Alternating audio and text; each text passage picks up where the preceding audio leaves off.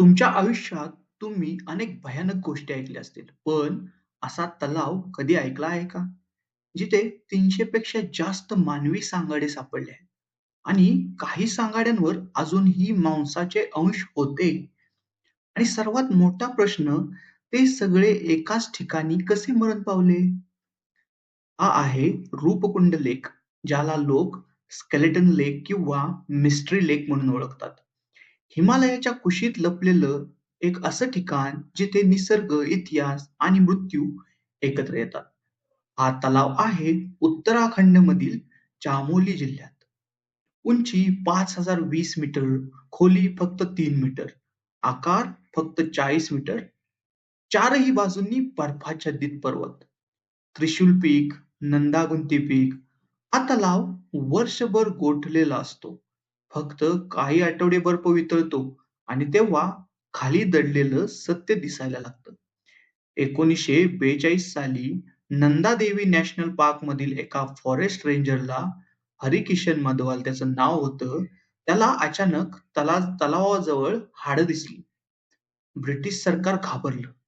त्यांना वाटलं जपानी सैनिक भारतात शिरले असतील. पण तपासात समोर आलं, हे सांगाडे शेकडो वर्ष जुने होते.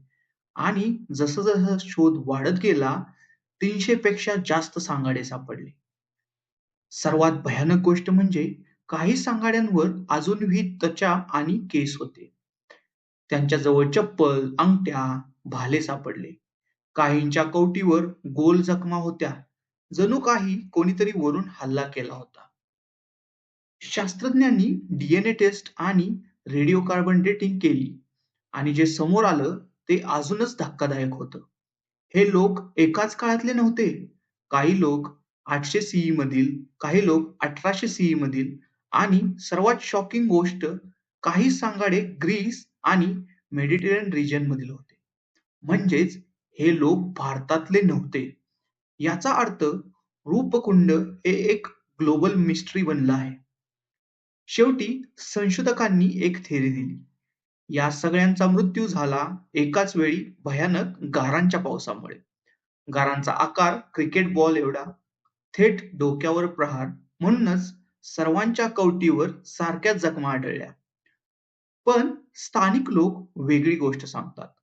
कनूज नावाचा राजा, त्याची गर्भवती राणी भालाप्पा आणि मोठा ताफा, हे सगळे नंदादेवी यात्रासाठी निघाले होते. पण त्यांनी काहीतरी चूक केली आणि देवीचा कोप झाला आणि एका रात्रीत सगळे नष्ट झाले. आज रूपकुंड ट्रेक हा भारतातील मोस्ट ॲडव्हेंचरस ट्रेकपैकी एक आहे.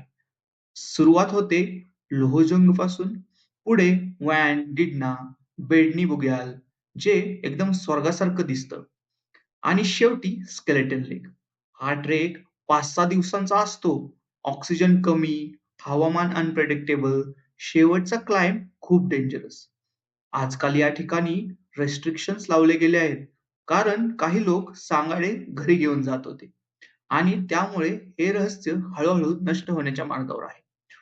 रूपकुंड लेक आजही तिथेच आहे, शांत, पण आतून एक प्रश्न विचारतं. हे लोक कोण होते? ते इथे का आले होते? आणि त्यांचा शेवट इतका भयानक का झाला? जर तुम्ही जाल का ह्या रहस्यमय रूपकुंड ट्रेकवरती? कमेंटमध्ये नक्की सांगा. आणि अशाच रहस्यमय आणि थरारक गोष्टींसाठी कदम थिंग्सला सबस्क्राईब करा.